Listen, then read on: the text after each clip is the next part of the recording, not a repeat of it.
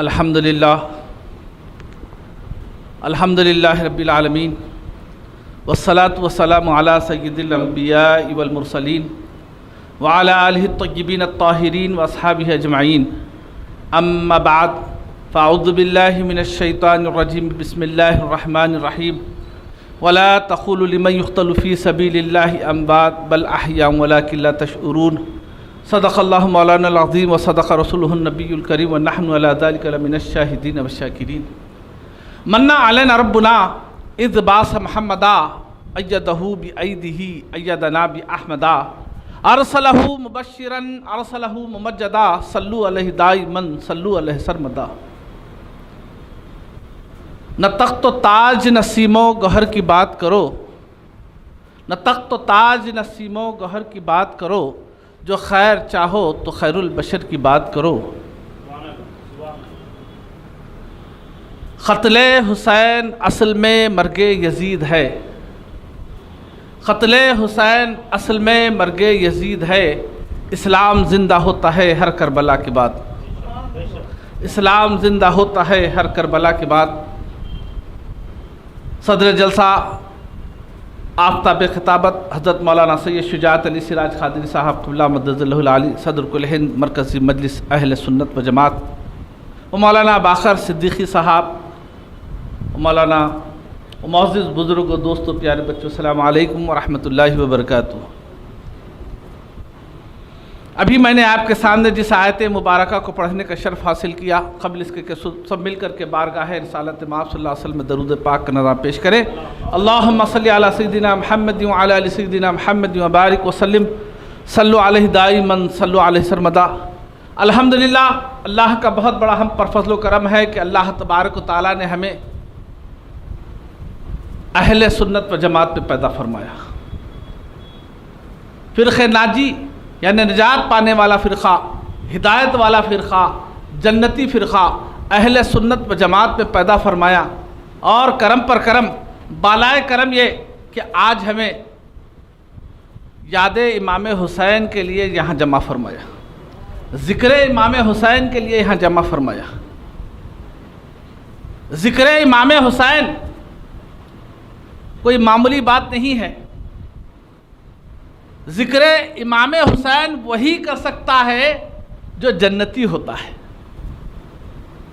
کیونکہ سرکار امام حسین علیہ السلام کی وہ ذات مبارکہ ہے جس کے تعلق سے سرکار مدینہ صلی اللہ علیہ وسلم نے ارشاد فرمایا کہ یہ نوجوانان جنت کے سردار ہیں۔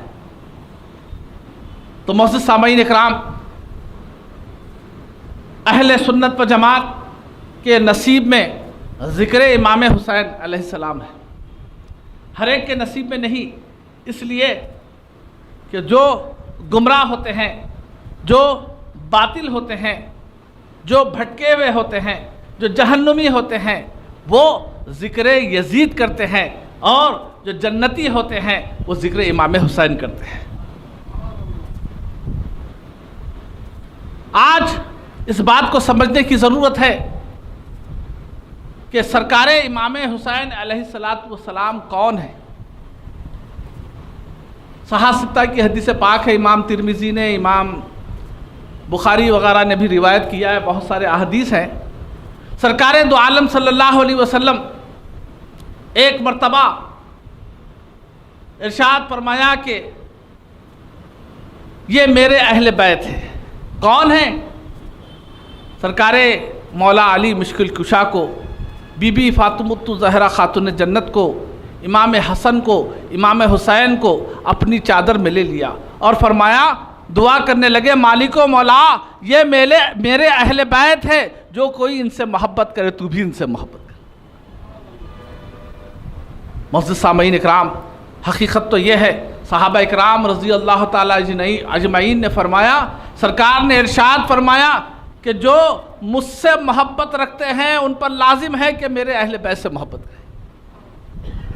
تو معزز سامعین اکرام، آج وقت کا اہم تقاضا ہے کہ سرکار امام حسین علیہ السلام کی محبت کو سمجھے، اور سرکار امام حسین کے پیغام کو سمجھے، سرکار امام حسین کی ذات مبارکہ کیا ہے اس کو سمجھے۔ آج نئے نئے فرقے نکل گئے ہیں اور یہ کہہ رہے ہیں کہ نعوذ باللہ امام حسین علیہ السلام میدان کربلا جانے کی کیا ضرورت۔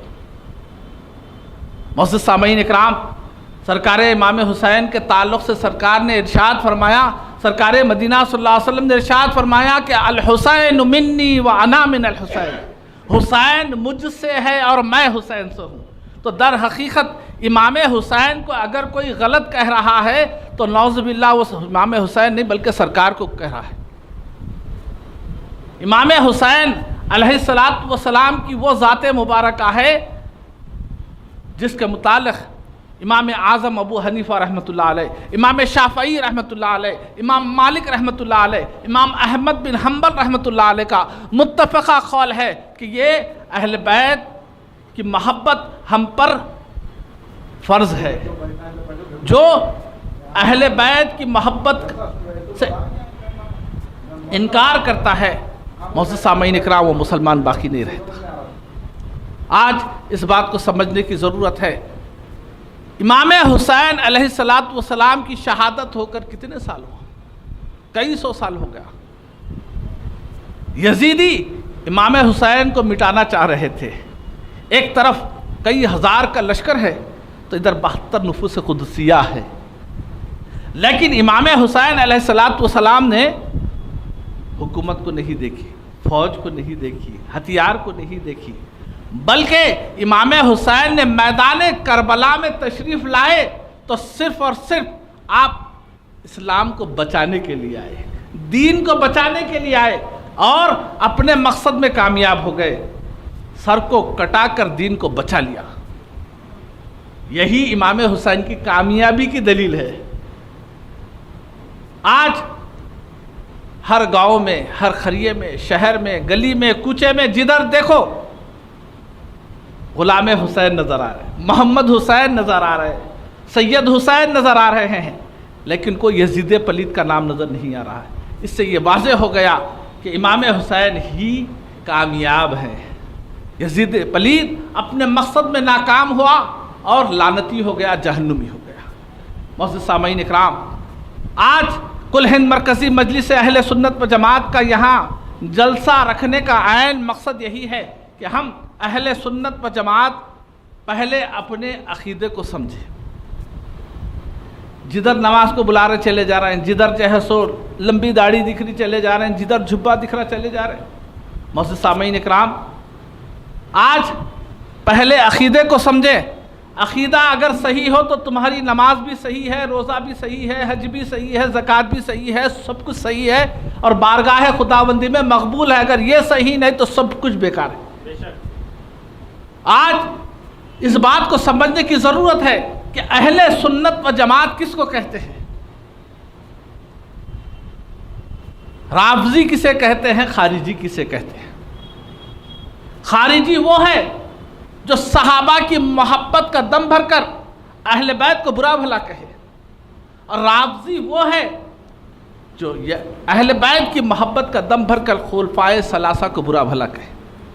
لیکن اہل سنت و جماعت وہ ہے، ایک ہاتھ میں دامن اہل بیت ہے تو دوسرے ہاتھ میں دامن صحابہ ہے اور دل میں عظمت رسول اور محبت رسول صلی اللہ علیہ وسلم۔ اسی کا نام اہل سنت و جماعت ہے، کیونکہ سرکار مدینہ صلی اللہ علیہ وسلم نے ارشاد فرمایا اہل بیت کے تعلق سے، اہل بیتی کا سفینۃ نوح، میرے اہل بیت نوح علیہ السلام کی کشتی کے مماثل ہے۔